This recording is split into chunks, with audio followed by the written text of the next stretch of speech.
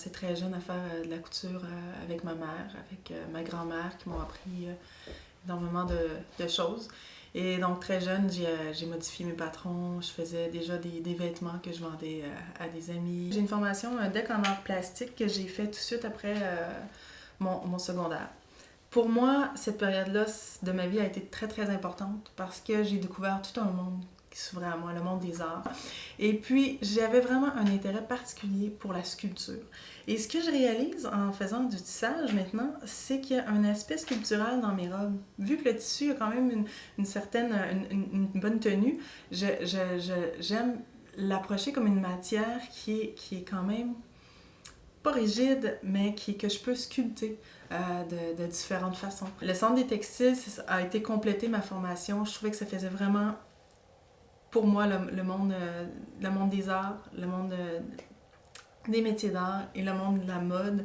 Ça a vraiment été une période très importante de ma vie. C'est un univers qui s'est ouvert à moi. L'univers des textiles, de la fibre et on peut dire que j'ai vraiment trouvé ma place. Premièrement, pour tout ce que j'ai appris, les techniques, mais aussi les enseignants.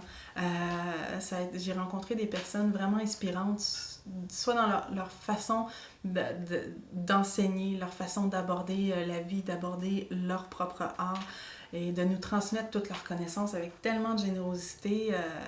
Mais par la suite, je me suis intéressée aussi à l'art textile, qui s'intègre de plus en plus aussi au centre maintenant dans la formation. La limite, la frontière entre les métiers d'art et l'art est vraiment très mince, autant qu'il y a des artistes d'art visuel qui s'inspirent du textile et que des artisans en textile s'inspirent de l'art visuel pour faire des œuvres qui sont, ma foi, magnifiques.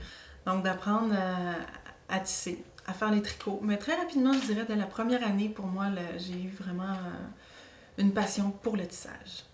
Le tissage traditionnel qui m'a emmené par la suite au tissage jacquard. Mais encore aujourd'hui, c'est le tissage jacquard que j'aime expérimenter. Présentement, j'aime développer des robes, principalement. Encore là, des robes, parce que mes inspirations premières sont toujours les robes. Ce sont les femmes, ce sont les robes, c'est la féminité. Pendant ma deuxième année d'études au Centre des textiles, il y a un concours qui s'appelle les jeunes créateurs de mode. Et j'ai créé un manteau avec une technique de tricot, feutrage, laine bouillie pour participer à ce concours-là. Donc, le concours sélectionnait 10 finalistes qui se rendaient par la suite à Paris. Même si j'ai dit que le tissage est vite devenu mon coup de cœur dès ma première année, j'ai quand même fait quelques projets en tricot, dont celui-ci, qui est un manteau. Le tissu rose a été tricoté pour en faire un métrage et je l'ai feutré, foulé par la suite pour qu'il devienne plus dense comme ça.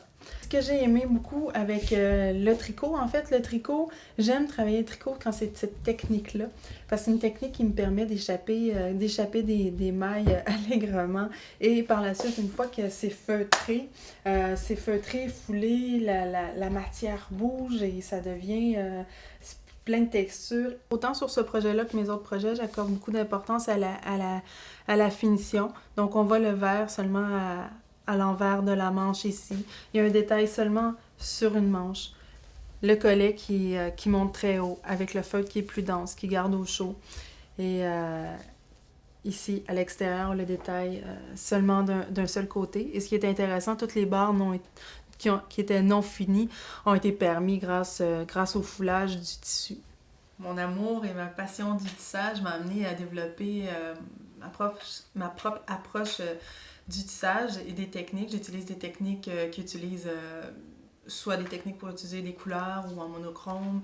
Et par la suite, ces tissus-là qui sont un peu plus rigides, qui ont une bonne tenue, je les incorpore avec des tissus qu'on retrouve sur le marché. J'aime beaucoup utiliser la mousseline de soie. Je travaille principalement avec des soies, des cotons, des matières nobles qu'on appelle. J'aime beaucoup ces défis-là, de trouver les façons de créer une robe qui va être féminine, authentique, qui va respecter mon style et qui vient tout droit de mon univers à moi, qui m'est propre et qui me passionne et que je vais développer de plus en plus. Présentement, mon atelier de création, je le partage pas, je suis seule dedans et je suis un peu isolée à l'extérieur de Montréal, l'extérieur peut-être d'un bassin d'artistes et d'artisans.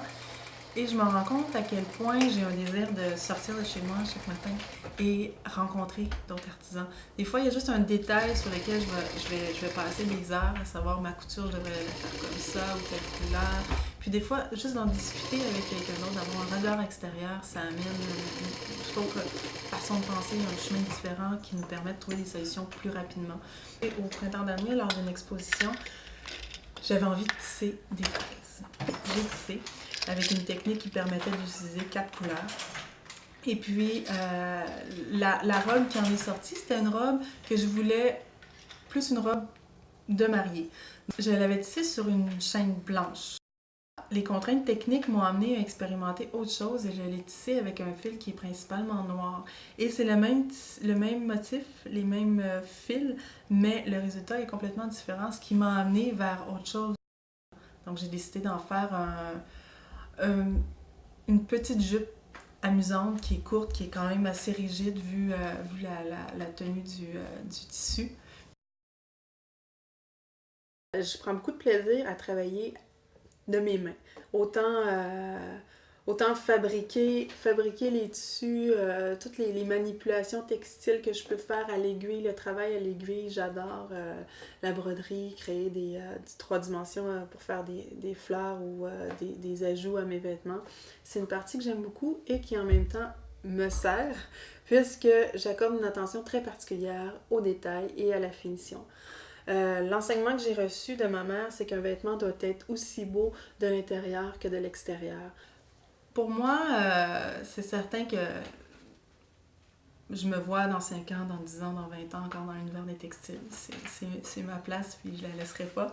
Pour moi, la promotion des métiers d'art, de l'art textile, est vraiment une cause qui me tient à cœur. Puis on verra au fil des années comment ça va s'intégrer dans ma propre carrière.